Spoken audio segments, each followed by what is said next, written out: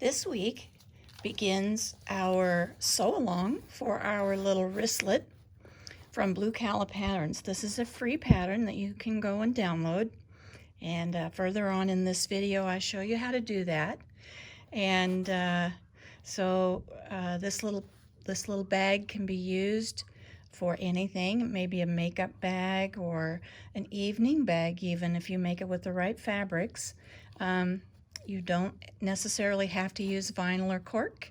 You can use cotton or whatever strikes your fancy. So let's get started getting our pattern downloaded. And this is week 1 of our sew along to make the Clematis wristlet from Blue Cala.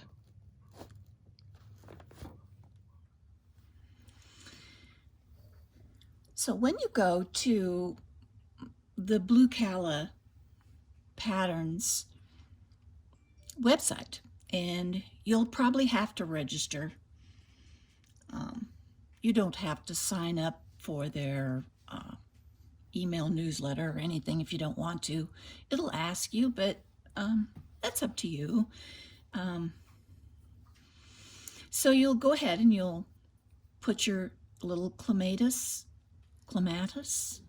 It's a flower. It's a beautiful flower, but I'm not clear on exactly how to pronounce it, or maybe it's pronounced both ways in different parts of the country. I don't know.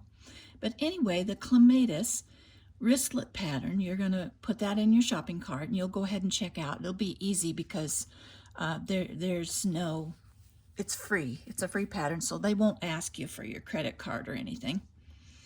And so I've done that, and this is where I'm at now. And it says my order is confirmed. And access digital content, and down here it says download now. So I'm going to zoom you in. And I know that a lot of you know how to do this, but this is a sort of a sew along, go along, so we'll do it together. So I'm going to click download now, and down here in the bottom, as I've shown you before, there it comes. It might be a little different on your computer, and if you're using a Mac, you'll know what to do. So it's all downloaded. So now I'm just going to click on it and open it, and we'll see what we got. So there it is. Let's see. There's 14 pages. So if you want to, you can print all these pages off. But what I usually do is I go along until I find the patterns. And they're usually at the end of a PDF download. So let's go down here and we'll get the patterns, and we're going to take note of what page. Oh, it doesn't tell us a page. Maybe it'll tell me a page here. So this is 12, page 12. So here's page 13, 14, 12, 13, 14. That's all we need, I guess. So we have to be sure we're printing at 100%. So we want to be sure we're doing that. So you'll look and you'll know what your printer is, what it has to have to be printing at 100%. And I will show you how to check that when we get there. But I'm going to tell my printer that the only ones I want are, what did I say, 12, 13, and 14? 12 through 14. And I'm only going to print those. And in my printer, so I'm going to back you out so you can see, in my printer over here, I have cardstock, a few pages of cardstock. So I'm only printing the pattern on cardstock. So I'm going to print that off, 3 pages. Should come through just fine.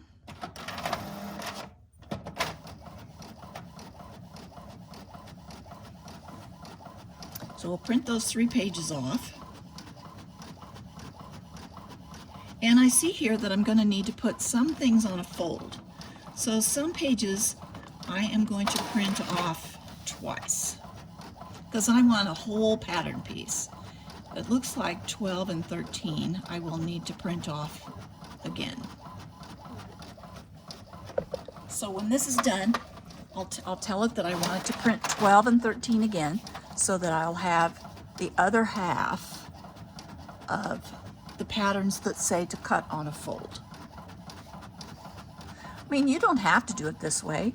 You can just do it this, you know, you can use the fold on something, on your fabric if you want to.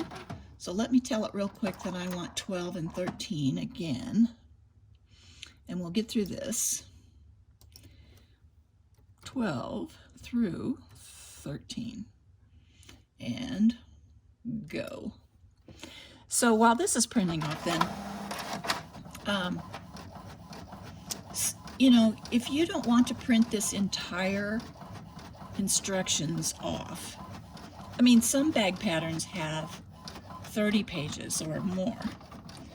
And that's, you know, quite a bit of ink and paper. Plus you have to store that stuff. If you know, if you have a file cabinet or something like that, it won't be long until it'll be full of bag patterns or other patterns that you have to print off a lot of pages. So what I usually do is I'll go back up to the top. Okay, I'm back to the top. And so there's page 1 with the picture on it.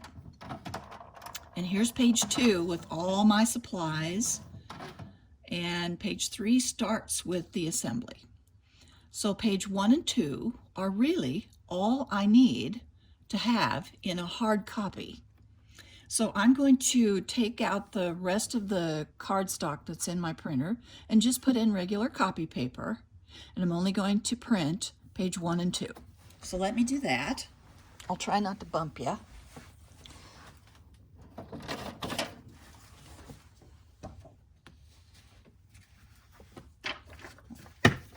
Put in some copy paper here. There we go. So now we're going to go back and we're going to tell the printer we just want page 1 and 2.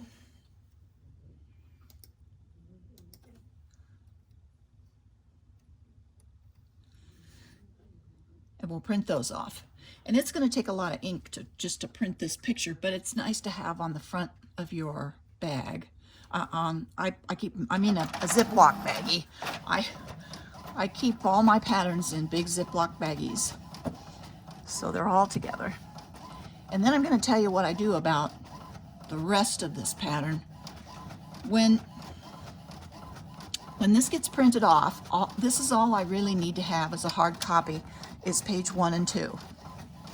So that saves me a lot of ink and paper that I don't print the entire directions off.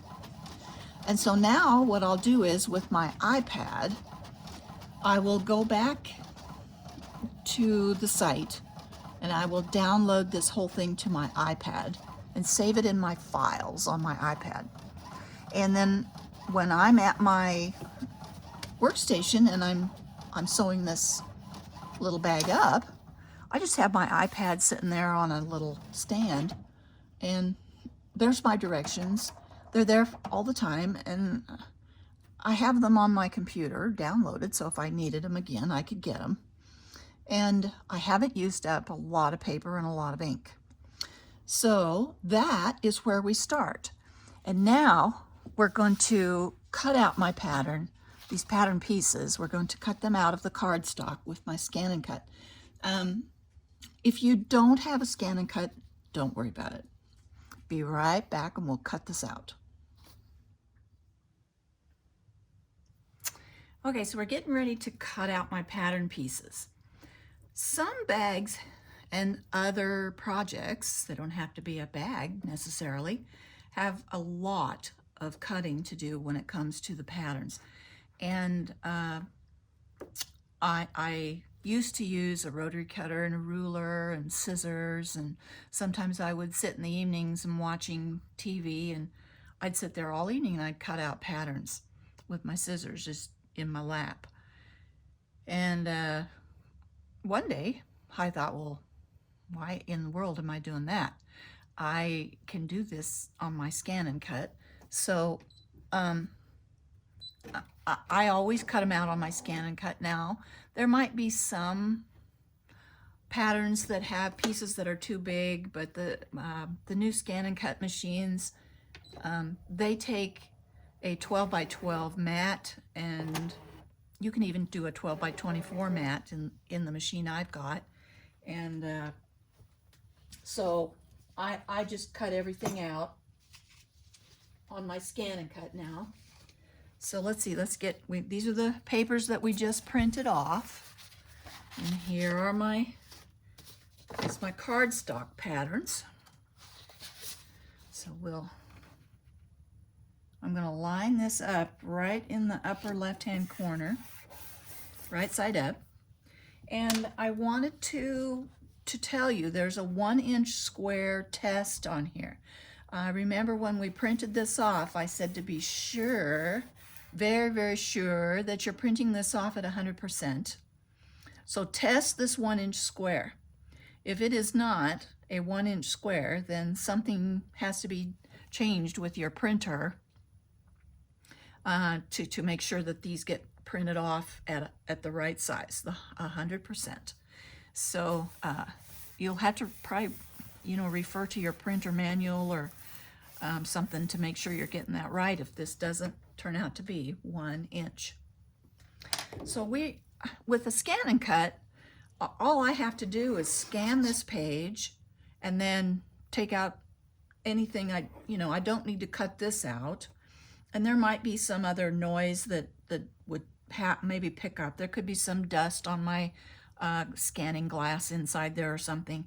And I'll just delete that off of there until there's nothing left to cut out but this piece and this piece. So I'm going to tell it that I want it to scan something. And since I'm going to cut this out right after I scan it, I'm just going to use direct cut. And I'm going to do it inside my machine and not in my computer. So we're going to go ahead and scan this.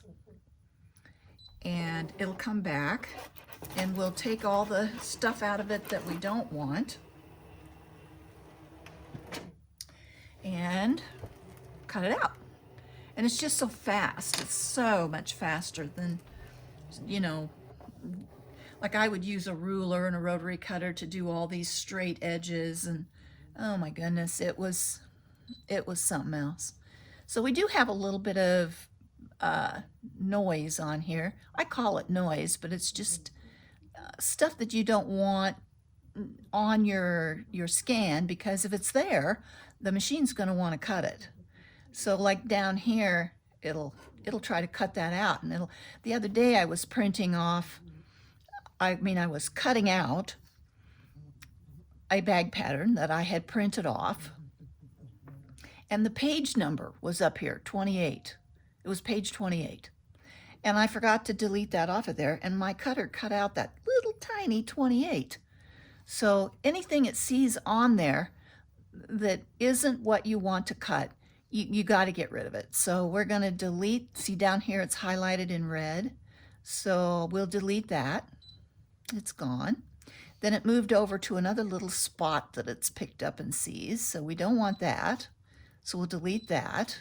Same, a little piece of fuzz or something on there, or a shadow that we don't want. So there's a pattern piece. Now it's looking at a pattern piece. So I don't want to take that off because I need it. So I'm going to skip past that one. And now it's looking at this business up here, which I don't know what that is. It could be a hair, or these machines are really sensitive. They're just like your Bernina. And another pattern piece, which I don't want to delete, so I'll skip past it. Then I'm going to get rid of my 1-inch test square because I don't need that. And now I'm left with nothing but the 2 pattern pieces. So we're done editing. There it is. And now it's going to let me cut it out. So we'll cut this out. It's testing the depth.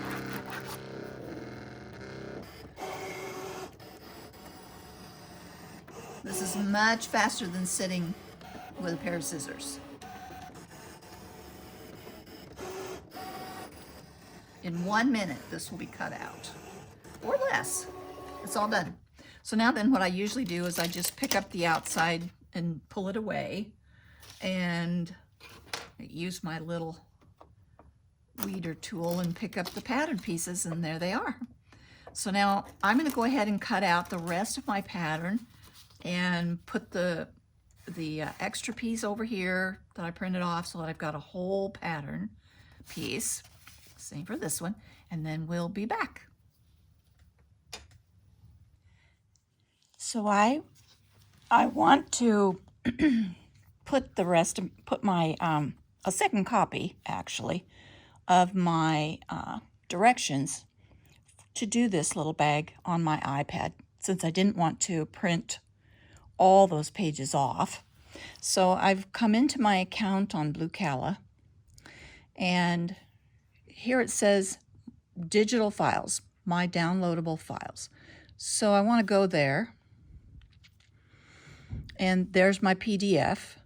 So I'm going to download this into my files here on my, and here's some others that I have here.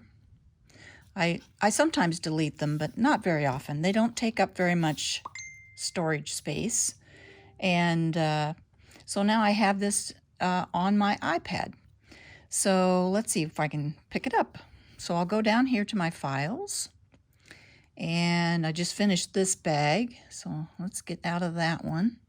And there is my little Blue Cala Clematis. And so now here's all my directions on my iPad. So now let's put my pattern together. We're going to do that, and then we'll be ready to start talking about what kind of fabric we're going to use. So let's set this aside. And here's my pattern. And remember, I printed off an extra page or two because I wanted to have full-size patterns. So let's see, we got the exterior top. So we'll put this together and just tape it. And I tape it on both sides. And that way I have a whole pattern. Whoops, I taped my finger. For heaven's sake. There we go. Yeah. Now then. There we go. This one I'll just make it a little longer. Okay. Now we're in big business here. Okay. And I'm going to tape it on both sides. And on those, remember I printed off the page 1 and 2, which was the picture of the bag. These 2 pages here. I printed off page 1 and 2. So on here, whenever I find a pencil, which you can never put your hands right on around this place, but I will write across the top here, file, folder, or PDF directions, something like that I'll put on here, on iPad in files, in folders, whatever. And that way I'll know where to look for the directions. But since I do that every time, I know that's where it's going to be. But what if someone comes in here and wants to know about and make all the patterns that I have? One of my goals this year is I don't buy a lot of patterns, but there are plenty of free ones that I do like, and I find myself downloading those all the time. And what I need is to not have so many patterns. Sometimes I get so many that I can't even remember what I've got. So one of my goals this year is to make at least one of every pattern that I buy or download, so that I've at least justified the trouble that I've gone to cut these out, print them off and cut them out and all that. So now here we have our pattern. We're all set. Just a few pattern pieces. Some bags or other projects, you know, of course, have lots of pattern pieces, but if it's in your heart to make something, go for it. Yep, here we are. We've got all our pattern pieces. So now we're ready to start thinking about what kind of fabric we want to use. So let's look at what the pattern suggests, and then we'll go from there. So when we look to see what the pattern suggests, it's pretty simple. It's wanting you to get a fat quarter and a 12 by 8 piece of faux leather or vinyl, which you do not have to have. We can put some interfacing on a piece of cotton, and this will work out just fine. So don't worry if you don't want to go out and buy some vinyl. Don't worry about that. The main thing we need is an outside, a contrast, and a lining. So right here it's telling you it would like you to get a fat quarter of quilt weight cotton for the lining. And interfacing, we're going to need some interfacing. And we can use fusible fleece, or we can use the fusible foam stabilizer. I think it's called Soft and Stable, but you can get that at Joann's. And then you're going to need an 8-inch zipper, but it's better if you get a 10, because we'll cut it down so that it fits better. It's better if you have a little bit longer zipper than what you need. And you're going to need a 5/8 D-ring, which those are really hard to find. So I'm going to suggest a 1-inch. So just get a 1-inch D-ring and a 1-inch swivel clasp. And you can get those at Joann's also. So here are some suggestions, and it's really bright here today. So I hope you can see these things okay, and it's not too much light. These are just some pieces of vinyl that I have on hand that I've just kind of lined them up with things I could use them with. This burgundy or Bordeaux could go easily with this pink, and so could the champagne color. And the black can go up here, you know, probably with the black butterflies and the yellow, or it could go with the sheep down here too. And I've got some cork, a piece of cork here. Sometimes you could use cork as the contrast, which is the bottom part of the bag. It would be this bottom part here of the bag. That's where your contrast is going to be. And it doesn't necessarily have to be a solid color. It can be a print. If you've got two prints that go together real well, go for it. Here's some black cork and some more vinyl, which I thought looked really cool with these sheep. So you might think the sheep are pretty plain, but there's a surprise in this fabric. When you open it up, every so often, there's a sheepdog. Is there a little sheepdog in there? So you could fussy cut something too. That's an idea. So if you have a pretty fabric that has a beautiful flower or something on it that you really like and you want to be a focal point, you can definitely fussy cut something out. Let me get this out of the way. So I was thinking that for my lining, and maybe this for my contrast, and that for the main part of the bag. So here are some bags that I've already made, and this one's in I had to order some more swivel snaps. I ran out, so I can't actually finish this strap up until I get those in. But this is just a piece of quilt cotton, and I used my BSR and I quilted all around on the fabric. So you can do that. There's all kinds of things you can do to have fun. And we're going to try to utilize as much as we can of our Berninas just to have fun and use some different feet and learn some techniques. But I wanted to show you too this little bag well, this one you won't be able to see it very good because it's too dark in there, but it has a little pocket, a little slip pocket. And ours will too, the one that we're making. This one is just a little clutch, and this I did in my embroidery unit. I love my dog. And this was just cotton fabric, and all I did was channel quilt that. Added some black vinyl from, I think I got this at Walmart. And the lining in a pocket. And this, same deal. This is pre-quilted.